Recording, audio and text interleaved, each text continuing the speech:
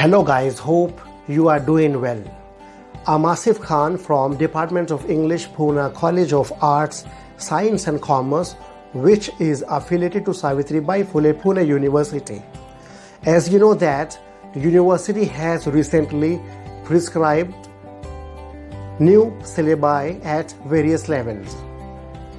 You must know that a syllabus is a kind of contract between you and your students. Before enrolling to any program, they must agree to the terms of that contract, that is their syllabus. They must know the objectives of studying a particular syllabus. A teacher must know the objectives of teaching a particular syllabus. Only then, fruitful exchange of ideas will take place in the classroom. Keeping that in view, I have tried to give an overview of second year Bachelor of Arts compulsory English paper so that students get acquainted with this new syllabus. Let's enjoy the syllabus. An overview of SYBA compulsory English syllabus 2020-21. Prescribed text, panorama, values and skills through literature, board of editors, Orient, Black, so on. Unit 1, prose section. There are 3 prose pieces in this unit.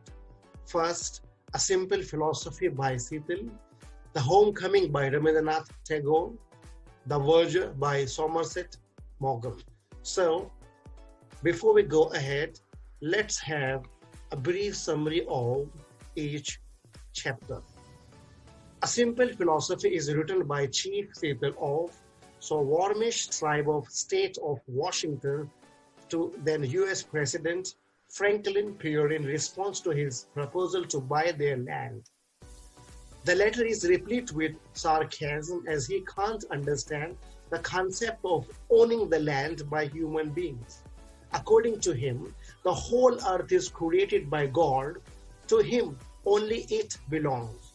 He highlights this point by asking if we don't own the sparkle of water, freshness of the air, how can we buy them? He has cogently tried to make the US president very clear about the fact that the concept and ideologies of the white men in accordance with their dealing with nature is merely fallacious, at least on the face of it. He finds white men neither thoughtful of their forefathers nor considerate to the need of their children as they would leave them a barren and waste land. Yet he agrees to sell their land only to secure the reservations the government has promised them. They have no other reason to sell their land.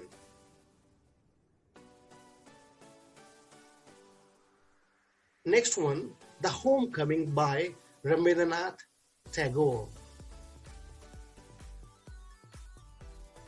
The story Homecoming depicts the journey of Fatik, the protagonist who spends all his life in search of a home of his own where he can find homely love and affection. But in search of it, he gained disappointment in various phases of his life, which led to his death at last at a very early age. He searched for a homely love at his uncle's house at Calcutta, but he only got punishments and indignations by his aunt there. His approaching death made her mother show her motherly affection, which was the homecoming for Fatik. Next chapter is The Verger by Somerset Maugham. The verger means an attendant or official who works in a church.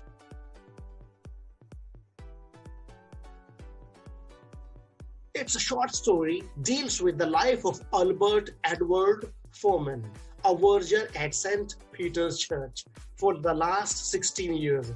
He loses his job when the vicar comes to know that he is illiterate. He embarks on the idea of being tobacconist and is very successful. Thus, he turns his loss into an opportunity and benefits from it.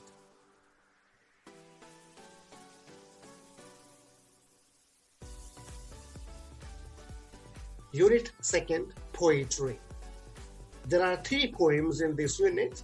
First is Palanquin Bearer by Sarojini Naidu.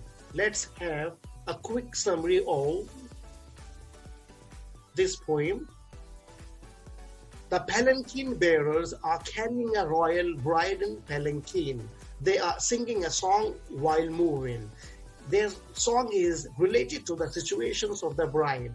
They say they are bearing the bride lightly. The bride is swaying like a flower in the wind. She is gliding like a bird on the front of a stream. She is floating quietly like a laugh from the lips of a dream. They are singing and carrying her happily. They are carrying her like a pearl on a string. They are moving gently and cheerfully. She is hanging like a star in the dew of their song. She rises like a ray of light seen on the top of the tide. She falls like a tear from the eyes of bride. Next one, On the Grasshopper and Cricket by John Keats. Keats' poem, The Grasshopper and the Cricket, explores how the beauty of nature persists and never relinquishes. The speaker examines the progressions of time through natural indicators, particularly the grasshopper frolicking in summer and cricket chirping near stove in winter. Even when it seems nature is resting, its poetry is never finished.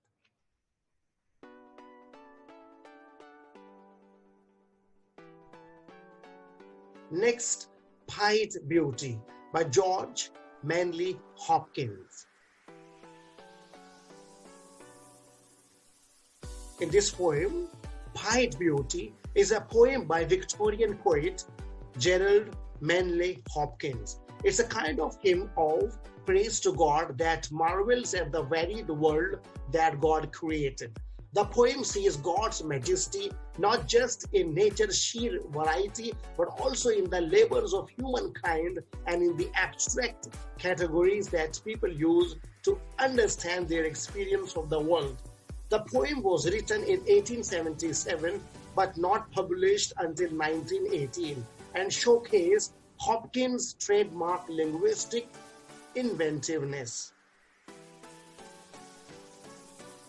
That's end of second unit.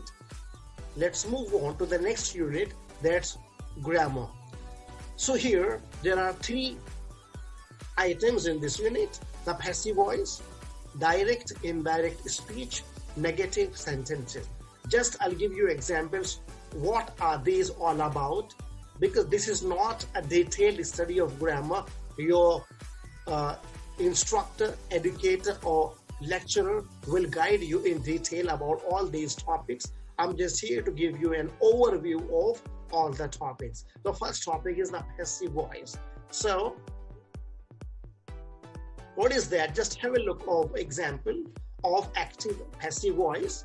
I do my homework, that's active voice. My homework is done, passive voice. I had done my homework, active voice. My homework had been done, passive voice.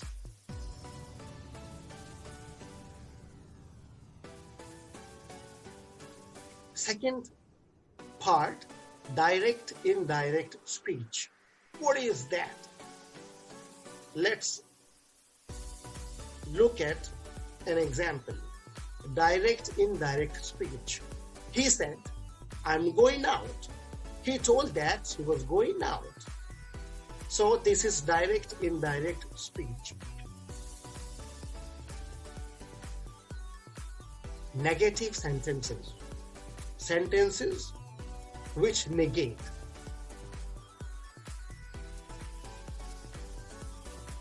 She will not be watching TV. Mostly we use not while converting an affirmative sentence into negative. but we will be looking at different possibilities without changing the meaning, and with change of meaning that will be dealt in detail. So you please follow my channel so that you can know more about all these in detail.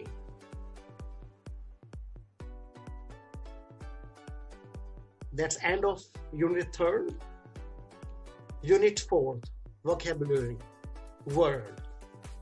One word substitutes. You know, a big phrase, a sentence is contracted into one word. That's called one word substitutes. Let's have an example. One word substitutes. One who is all powerful, omnipotent. Omnipotent. God is omnipotent, omniscient.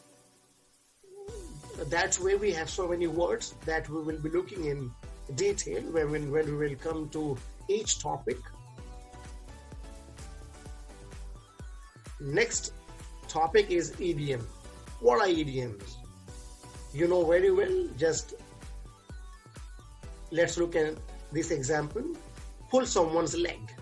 To joke with someone. So you can use these sentences or phrases in your communications because, you know, they add a variety to your communication. It becomes polished and standard.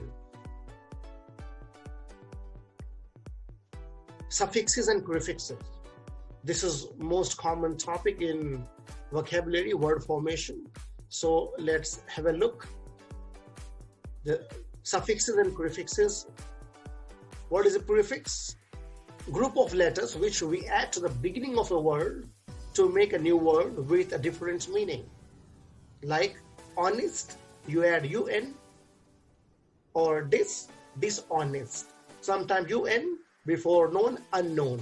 So these are prefixes. We will be learning them in detail later. A suffix is a group of letters placed at the end of word to make a new word. At the end of word, lovely, L-Y-L-Y is suffix. I think that's end of this unit. Unit 4. Last unit, unit 5, soft skills. I'm very happy to share my experience of this new syllabus. This is really very interesting syllabus designed by Board of Editors, SPPU. And I'm really indebted to these Board of Editors for including this kind of topics, because this is something new, because this will open up a new vista for students, because after their graduations or sometimes in the middle of their graduations, some of them, they join, they work, and because of that, they need to know what are interviews, what are soft skills. So this is really a commendable task from this Board of Editors. So in this unit 5th, what are soft skills? First, there are 2 topics in this unit, leadership skills and teamwork skills. Let's have a look at the definition of first topic. Leadership skills are skills you use when organizing other people to reach a shared goal. Whether you are in management position or leading a project, leadership skills require you to motivate others to complete a series of tasks, often according to a schedule or schedule. American call it schedule and British call schedule. Both are right. You can use as per your interest and your choice of variety. Next and last one, that is teamwork skills. What are these skills? The title itself talk about working together. Let's have a look. Teamwork skills are qualities and abilities that allow you to work well with others during conversations, projects, meeting, or other collaborations. Having teamwork skills is dependent on your ability to communicate well, actively listen, and be responsible and honest. That's end of this last unit. Thank you very much.